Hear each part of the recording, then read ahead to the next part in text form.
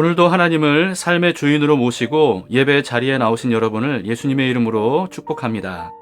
하나님께서 우리의 예배 중에 함께 하셔서 필요한 은혜를 베풀어 주시리라 믿습니다.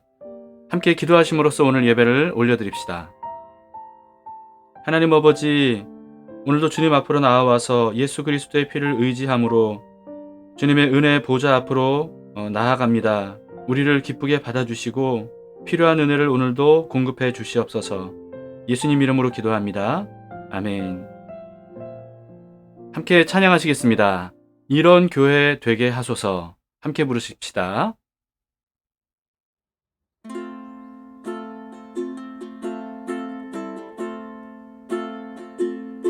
진정한 예배가 숨쉬는 교회, 주님이 주인 되시는 교회, 믿음의 기도가 쌓이는 교회, 최고의 찬양을 드리는 교회, 말씀이 살아 움직이는 교회, 성도의 사랑이 넘치는 교회, 섬김과 헌신이 기쁨이 되어 열매 맺는 아름다운 교회, 주님의 마음 닮아서 이웃을 사랑하는 교회, 주님의 영광을 위해서 빛 되신 주님 전하는 교회, 사랑의 불꽃이 활짝 피어나 날마다 사랑에 빠지는 교회, 주께서 사랑하는 우리 교회가 이런 교회 되게 하소서.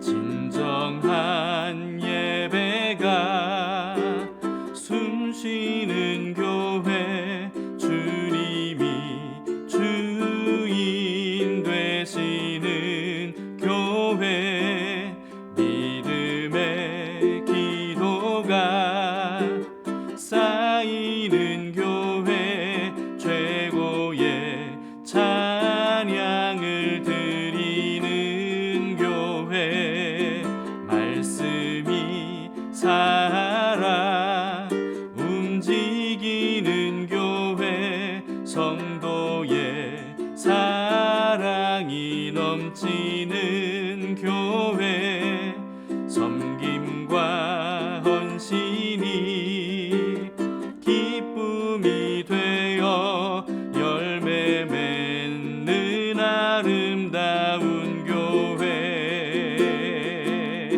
주님의 마음 닮아서 이웃을 사랑하는 교회, 주님의 영광을 위해서 빛 되신 주님 전하는 교회,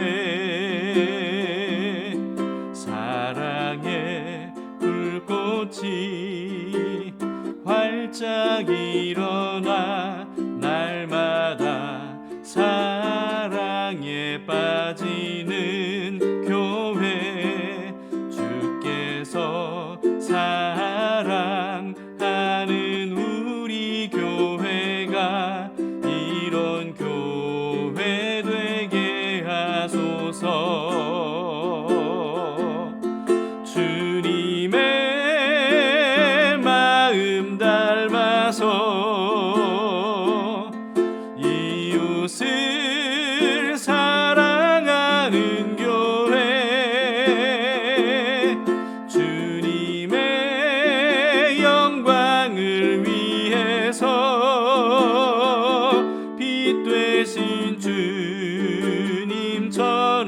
하는 교회,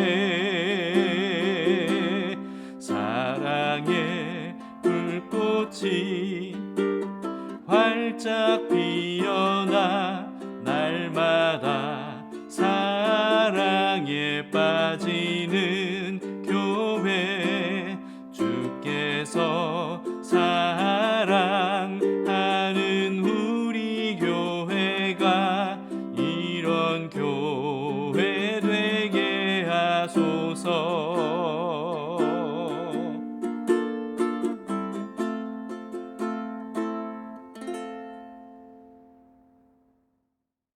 오늘 하나님의 말씀을 함께 보시겠습니다. 빌레몬서 1장 1절에서 16절입니다. 바울이 로마인 그리스도인인 빌레몬에게 보낸 편지의 앞부분입니다. 빌레몬서 제1장.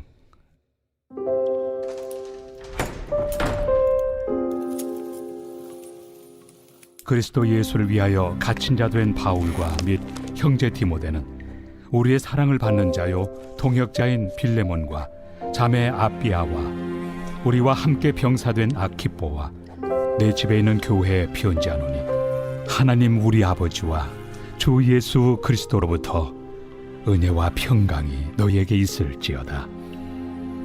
내가 항상 내 하나님께 감사하고 기도할 때 너를 말함은 주 예수와 및 모든 성도에 대한 내 사랑과 믿음이 있음을 들음이니, 이로써 내 믿음의 교제가 우리 가운데 있는 선을 알게 하고 그리스도께 이르도록 역사하느니라.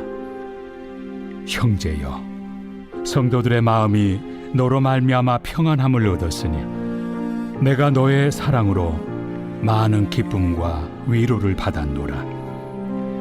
이러므로 내가 그리스도 안에서 아주 담대하게 내게 마땅한 일로 명할 수도 있으나 도리어 사랑으로서 간구하노라. 나이가 많은 나 바울은 지금 또 예수 그리스도를 위하여 갇힌 자 되어 갇힌 중에서 낳은 아들 오네시모를 위하여 내게 간구하노라. 그가 전에는 내게 무익하였으나 이제는 나와 내게 유익함으로 내게 그를 돌려보내노니 그는 내 신복이라. 그를 내게 머물러 있게 하여 내 복음을 위하여 갇힌 중에서 내 대신 나를 섬기게 하고자 하나, 다만 내 승낙이 없이는 내가 아무것도 하기를 원하지 아니하노니, 이는 너의 선한 일이 억지같이 되지 아니하고 자의로 되게 하려 함이라. 아마 그가 잠시 떠나게 된 것은 너로 하여금 그를 영원히 두게 함이리니, 이후로는 종과 같이 대하지 아니하고 종 이상으로 곧 사랑받는 형제로 둘 자라. 내게 특별히 그러하거든 하물며 육신과 주 안에서 상관된 내 길이야. 바이블 프로젝트의 빌레몬서 영상을 여러분 꼭 보시기를 추천드립니다. 오늘부터는 빌레몬서와 골로새서를 우리가 이어서 묵상을 하게 될 건데요. 이 두 편지는 깊은 연관이 있습니다. 빌레몬서는 바울이 골로새라고 하는 도시에 사는 빌레몬이라고 하는 사람에게 쓴 편지고요. 그리고 골로새서는 골로새 교회에게 보낸 편지입니다. 그래서 빌레몬서는 개인에게 보낸 편지고 또 골로새서는 교회 공동체에게 보낸 편지인데요. 둘 다 골로새라고 하는 도시에 있는 교회와 개인이라는 거죠. 빌레몬은 자신의 집을 골로새 교회의 예배와 모임 장소로 제공할 정도로 골로새 교회의 핵심 인물이었습니다. 굳건한 믿음으로 그리스도와 교회에게 헌신되어 있었던 사람이라는 겁니다. 그래서 그런지 빌레몬은요, 바울과도 아주 가까운 관계였던 것 같아요. 1절, 2절을 보세요. 그리스도 예수를 위하여 갇힌 자 된 바울과 및 형제 디모데는 우리의 사랑을 받는 자요 동역자인 빌레몬과 자매 아비아와 우리와 함께 병사된 아키뽀와 네 집에 있는 교회에 편지하노니. 이 편지에 발신자와 수신자가 명확하게 나와 있죠. 발신자는 그리스도 예수를 위하여 갇힌 자 된 바울이라고 이렇게 기록함으로써 바울이 복음을 전하다가 감옥에 갇혀 있는 상태였을 때 쓴 편지라는 것을 알 수가 있습니다. 그럼에도 바울의 모든 옥중서신에서 볼 수 있듯이 이 빌레몬서에서도요, 어떤 어둠이나 슬픈 기색, 억울한 기색 이런 것들을 전혀 찾아볼 수가 없습니다. 이어서 바울은 우리의 사랑을 받는 자요 동역자인 빌레몬이라고 수신자가 누구인지를 분명히 알려주고 있습니다. 사랑을 받는 자요 동역자라고 하는 것으로 봐서 바울과 빌레몬의 관계를 알 수 있는 대목이죠. 편지 전체를 통해서 보면요, 바울과 이 빌레몬은 보통 관계가 아니고 서로에 대한 신뢰가 굉장히 두텁고 친밀했다는 것을 알 수가 있습니다. 그런데 바울은 빌레몬에 이어서 빌레몬의 가족들과 또 그 집에서 모이는 교회도 언급을 합니다. 다시 말해서 바울이 빌레몬에게 보낸 이 빌레몬서는 빌레몬만 읽어서는 안 되고 함께 읽어야 되는 편지라고 말하고 있는 겁니다. 바울은 먼저 축복의 인사를 건넨 다음에 빌레몬이 바울에게 어떤 사람인지에 대해서 고백하면서 이렇게 칭찬을 합니다. 4절에서 7절입니다. 내가 항상 내 하나님께 감사하고 기도할 때 너를 말함은 주 예수와 및 모든 성도에 대한 네 사랑과 믿음이 있음을 들음이니 이로써 네 믿음의 교제가 우리 가운데 있는 선을 알게 하고 그리스도께 이르도록 역사하느니라. 형제여, 성도들의 마음이 너로 말미암아 평안함을 얻었으니 내가 너의 사랑으로 많은 기쁨과 위로를 받았노라. 바울의 말에 의하면 빌레몬은 예수님에 대한 믿음과 사랑이 가득한 사람인데요, 이와 같은 믿음과 사랑이 사람들과의 관계에서도 그대로 드러나는 그런 사람이었다고 합니다.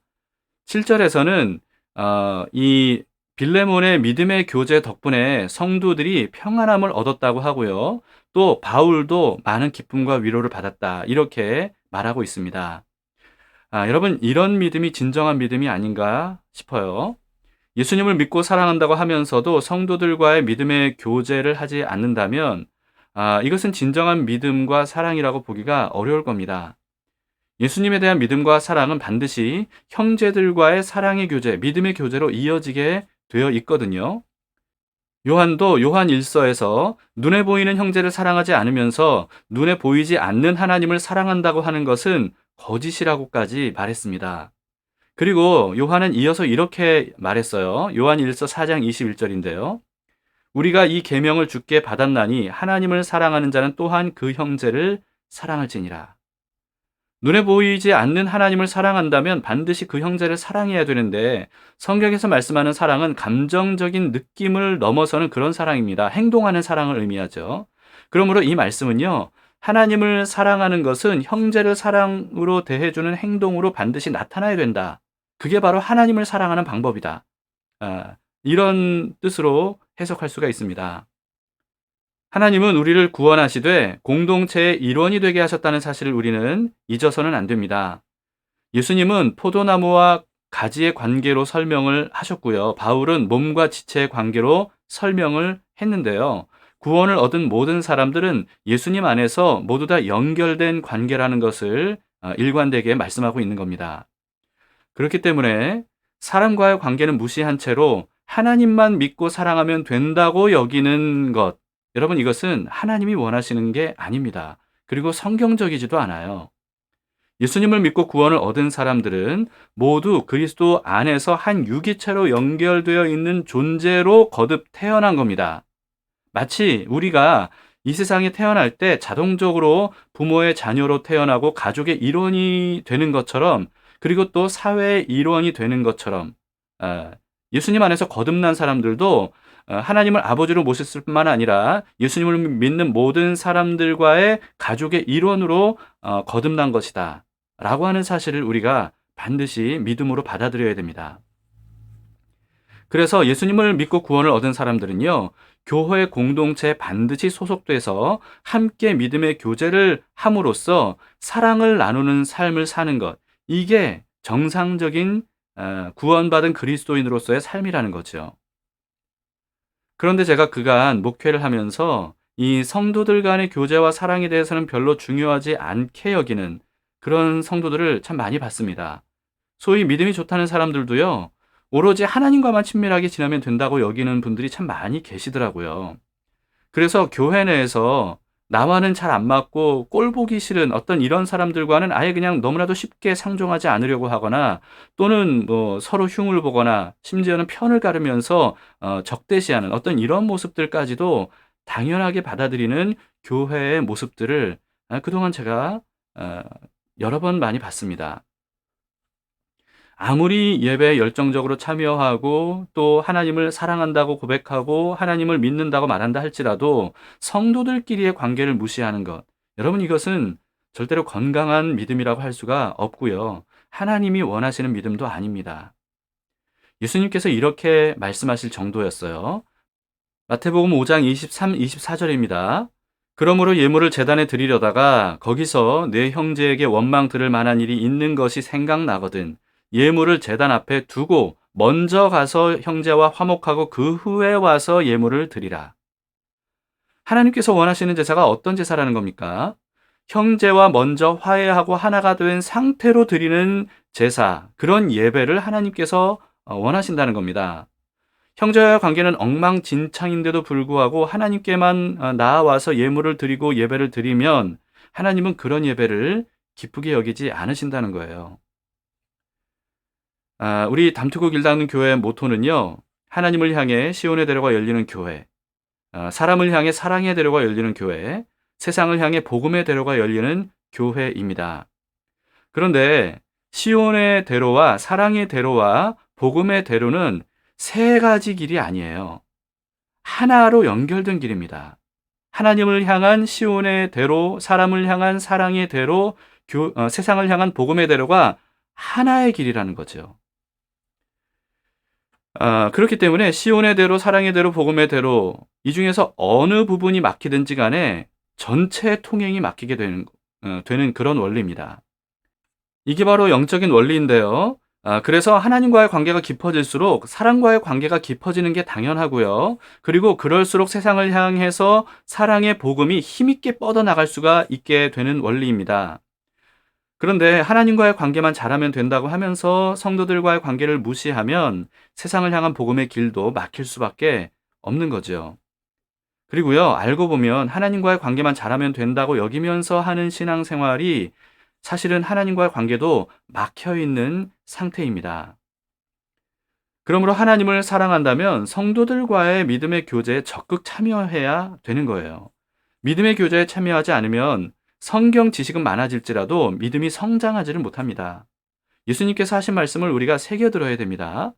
요한복음 15장 4절, 내 안에 거하라 나도 너희 안에 거하리라. 가지가 포도나무에 붙어 있지 아니하면 스스로 열매를 맺을 수 없음 같이 너희도 내 안에 있지 아니하면 그러하리라. 가지는요, 반드시 여러 가지들이 붙어 있는 포도나무에 함께 붙어 있어야 됩니다. 포도나무의 영양분을 여러 가지들과 함께 공유하면서 유기적으로 연결되어 있어야 돼요. 이와 같이 구원을 얻은 사람은요, 어떤 일이 있어도 몸에 굳게 달라붙어 있어야, 그래야 열매 맺는 삶, 성장하는 삶이 된다는 거죠.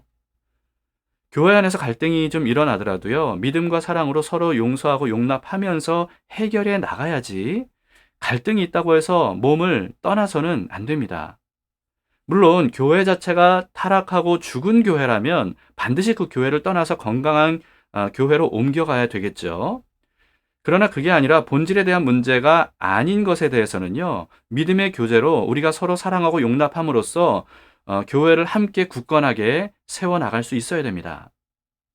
왜냐하면 믿음의 교제는 미덕의 문제를 넘어서서 생존의 문제이기 때문에 그래요. 우리의 영생의 문제입니다. 그리스도 예수 안에서 사랑으로 아름답게 세워져가는 교회 공동체를 우리 다 함께 만들어갈 수 있기를 바랍니다. 빌레몬의 믿음의 교제에 대해서 칭찬했던 바울은요, 이어서 이제 드디어 바울이 진짜 말하고 싶은 본론으로 넘어갑니다. 8절에서 10절을 보시겠습니다. 이러므로 내가 그리스도 안에서 아주 담대하게 네게 마땅한 일로 명할 수도 있으나 도리어 사랑으로서 강구하노라. 나이가 많은 나 바울은 지금 또 예수 그리스도를 위하여 갇힌 자 되어 갇힌 중에서 낳은 아들 오네시모를 위하여 네게 간구하노라. 바울이 빌레몬과의 관계로 봤을 때 그냥 바울이 빌레몬에게 명령할 수도 있지만 그렇게 하지 않겠다는 겁니다. 간절히 부탁한다는 거예요. 바울이 감옥에 갇혀 있는 동안에 바울이 전한 복음을 듣고 예수님을 믿게 된 사람이 있는데 그게 바로 오네시모라고 하는 사람이라는 겁니다. 그런데 이 오네시모가 어떤 사람이냐면요. 빌레몬의 집에 있었던 종이라는 거예요. 그런데 어떤 일 때문인지 모르겠지만요. 이 종인 오네시모가 주인인 빌레몬에게 많은 피해를 입힌 채로 도망을 쳤던 겁니다. 그런 오네시모가 감옥에 갇혀 있었던 바울에게 찾아갔던 거죠. 그런데 이렇게 바울에게 찾아간 것으로 봐서는 오네시모는 이미 바울이 어떤 사람인지를 알고 있었고요. 이 바울에 대한 신뢰와 존경이 있었던 것 같습니다. 그래서 오네시모는 감옥에서 바울이 전하는 복음을 귀담아 들었고요. 그럼으로써 복음에 담겨진 예수 그리스도를 만나게 된 거죠. 그래서 자신의 모든 죄와 잘못을 회개하고 예수님을 삶의 구주로 영접했던 겁니다. 그런데 바울이 그런 오네시모에 대해서 빌레몬에게 어떤 부탁을 한다는 건지 11절, 12절을 보시겠습니다. 그가 전에는 내게 무익하였으나 이제는 나와 내게 유익함으로 내가 그를 돌려보내노니 그는 내 신복이라. 도망친 종인 오네시모를 주인인 빌레몬에게 다시 돌려보낸다는 겁니다. 그러니까 이 도망친 종이었던 오네시모를 용서하고 받아주라 라고 하는 거죠. 그러면서 바울은 사실은 빌레몬 대신에 오네시모가 자신을 도울 수 있도록 곁에 두고 싶었다는 거예요. 그러나 주인인 빌레몬의 허락 없이는 그렇게 하지 않기로 했다는 겁니다. 그래서 이 오네시모를 다시 돌려보낸다는 거죠. 그러면서 이어서 15절에서 이렇게 말합니다. 아마 그가 잠시 떠나게 된 것은 너로 하여금 그를 영원히 두게 함이리니. 이 말은요, 오네시모가 빌레몬에게 도망쳐 왔지만 이제는 빌레몬과 오네시모가 영원히 함께 하게 되었다라고 하는 것을 의미합니다. 여기까지만 해도 당시 로마 사회에서는요, 있을 수 없는 것을 바울이 부탁한 거거든요. 로마에서는 종은 주인의 재산일 뿐입니다. 종이 만약에 주인에게 피해를 입히게 되면 가차없는 무서운 형벌을 가했고요. 그리고 종이 주인을 도망친다. 여러분, 그러면 그 종이 붙잡히면요, 주인의 손에 죽을 수밖에 없는 겁니다. 그걸 당연하게 여겼던 시대예요. 그런데 놀랍게도 바울은 이와 같이 도망친, 주인에게 피해를 입히고 도망친 종인 오네시모를 다시 주인인 빌레몬에게 돌려보낸다는 거예요. 이것 자체도 굉장히 너무나도 놀랍고요. 그런 오네시모를 용서해달라고 바울이 간구하는 것, 이것도 굉장히 놀라운 일입니다. 제가 특히 놀랐던 점이 뭐냐 하면요. 빌레몬은 둘째치고 오네시모가 빌레몬은 주인에게 돌아가면 어떤 형벌을 당하게 될지 모르는 상황 아닙니까? 그런데도 바울이 자기를 주인에게 돌려보내는 것에 그냥 순순히 따랐다는 거예요. 자기 발로 주인에게 돌아갔다는 거죠. 여러분, 이거는 종 입장에서는 목숨을 거는 일입니다. 그런데 이와 같이 오네시모가 바울이 돌려보낸 대로 돌아갔던 이유가 뭐겠습니까? 이거는요, 오네시모가 자신을 돌려보낸 바울에 대한 전적인 신뢰가 아니었다면 불가능했을 겁니다. 나아가서 자신의 인생을 붙들고 계시는 하나님에 대한 믿음이 없었다면 절대로 돌아가지 않았겠죠. 그런데 오네시모는요, 그 정도로 바울을 신뢰했고 또 하나님을 신뢰했던 겁니다. 도망쳤던 오네시모는 스스로 걸어서 주인의 집으로 돌아가서 아마도 주인 앞에 무릎을 꿇고 자신의 죄를 빌었을 거예요. 이런 모습이야말로 진짜 회개한 사람의 모습이 아닐까 생각합니다. 자기 죄를 하나님께서 이미 다 용서해 주셨으니까 누구에게 피해를 입혔든 이미 나는 다 죄사함 받았다. 여러분, 이렇게 생각하는 것. 이것은 좋은 믿음이 아닙니다. 피해를 입힌 상대방에게도 사죄를 하는 것. 이게 바로 좋은 믿음이죠. 구약 성경에는 율법의 5대 제사에 대한 말씀이 있는데요. 그 중에 속건제에 해당되는 제사가 바로 이와 같은 모습입니다. 속건제는 피해를 입힌 것에 대해서 상대방에게 배상까지 해야만 제사가 완료되는 그런 제사입니다. 우리 역시 이와 같은 속건제를 드려야 할 일들이 있지 않습니까? 그럴 때 우리는 그냥 하나님께 죄 용서함을 받기만 하면 됐다 이렇게 생각할 게 아니고요. 우리가 피해를 입힌 사람에게도 반드시 용서를 구해야 됩니다. 이게 바로 우리가 드려야 될 하나님 앞에 마땅히 드려야 될 제사라는 거죠. 그런데 바울은 빌레몬에게 더 말도 안 되는 부탁을 이어서 합니다. 16절을 봅시다. 그 후로는 종과 같이 대하지 아니하고 종 이상으로 곧 사랑받는 형제로 둘 자라. 내게 특별히 그러하거든 하물며 육신과 주 안에서 상관된 네게랴.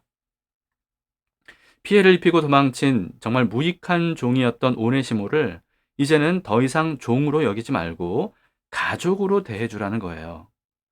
정말 당시 로마로서는 있을 수 없는 일입니다. 그런데 그런 일들이요, 로마에서도 일어나기 시작을 했어요. 바로 교회에서부터였습니다. 초대교회에 대한 여러 고대 문헌들을 보면요, 교회는 당시로서는 정말 너무나도 파격적인 모습들을 많이 보여왔기 때문에 사회에서 굉장히 많은 사람들에게 오해를 받았다고 합니다. 그 중에서도 주인과 종이 함께 동등하게 앉아서 예배를 드리고 또 동등하게 앉아서 성찬에 참여함으로써 함께 먹고 마시는 이런 모습이야말로 당시 로마 사회에서는 정말 충격적인 모습이었다고 해요. 로마 사람들이 볼 때 이와 같은 교회의 모습은 정말 사회의 질서를 완전히 전복시키고 대혼란에 빠지게 할 수 있는 굉장히 위험하고 또 무책임한 행동으로 그렇게 여겨졌다고 합니다. 그래서 교회에 대해서 많은 비난과 공격을 했다는 거죠. 그런데도 불구하고 교회는요, 예수 그리스도 안에서 모든 성도들이 동등한 한 형제 자매라는 이 진리를 끝까지 고수해 나갔고요. 이와 같은 모습은 정말 세상 어떤 조직에서도 볼 수 없었던 모습이었기 때문에 갈수록 진정한 사랑의 공동체로 인식되어 가기 시작을 했습니다. 바울은 빌레몬서를 기록하기 훨씬 전에 로마령에 속했던 고린도라고 하는 대도시의 교회에게 이런 편지를 보냈습니다. 고린도전서 12장 13절입니다. 우리가 유대인이나 헬라인이나 종이나 자유인이나 다 한 성령으로 세례를 받아 한 몸이 되었고 또 다 한 성령을 마시게 하셨느니라. 유대인과 이방인이 한 몸이 되었다라고 하는 이 말씀은요, 정말 당시로서는 도저히 받아들일 수 없는 그런 놀라운 충격적인 말씀이거든요.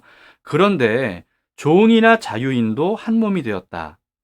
여러분, 이 글을 읽었던 고린도 성도들은 아마도 눈이 휘둥그레졌을 거예요. 그런데 그게 바로 예수 그리스도께서 복음으로 이루신 놀라운 기적이라는 겁니다. 그렇기 때문에 예수님 안에서 하나가 되지 못할 사람이 없다는 사실, 여러분 이것을 우리는 믿음으로 받아들일 수 있어야 됩니다. 그동안 내가 용납하지 못하고 용서하지 못했던 사람이 있었다면 예수님에 대한 믿음과 사랑으로 이제는 용서하고 용납할 수 있기를 바랍니다. 그리고 용서를 구해야 될 사람이 있다면 속건제를 하나님께 반드시 드려야 되듯이 상대방에게 찾아가서 용서를 구하는 것도 우리가 반드시 해야 됩니다. 그럼으로써 하나님 앞에 제사, 예물을 드리기 전에 우리는 서로 사랑으로 용서하고 용납함으로써 화해하는 그런 제사를 하나님께 먼저 드려야 된다는 겁니다. 그럴 때 교회는요, 세상과는 완전히 구별된 거룩한 공동체로서 이 세상을 놀라게 하는 선한 영향력을 발산할 수 있게 될 겁니다. 우리 담길 교회가 그런 교회가 되기를 바라고 한국 교회가 그런 교회가 되기를 바랍니다. 오늘 말씀을 들은 우리로부터 그런 일들이 일어나기를 바랍니다. 함께 기도하시겠습니다. 하나님 아버지, 우리를 구원해 주시되 그리스도 안에서 한 몸을 이루는 지체로서 우리를 구원해 주심을 감사합니다. 주님의 사랑을 서로 나누고 그럼으로써 세상과 완전히 구별된 공동체로 우리가 세워지기를 원합니다. 우리에게 사람을 사랑할 수 있는, 그래서 용서하고 용납할 수 있는 풍성한 사랑을 허락해 주시고 또 우리가 사랑을 구해야 될 사람에게 사죄하는 용기도 허락해 주시옵소서. 오늘 하루도 주님께 맡깁니다. 사랑하는 하루가 되기를 원하오니 주님 도와주시옵소서. 예수님 이름으로 기도합니다. 아멘. 네, 오늘 말씀을 생각하시면서 사랑하는 하루가 되기를 바랍니다. 그럼으로써 아름다운 공동체, 아름다운 가족, 또 아름다운 사회를 이루어 가도록 하십시다.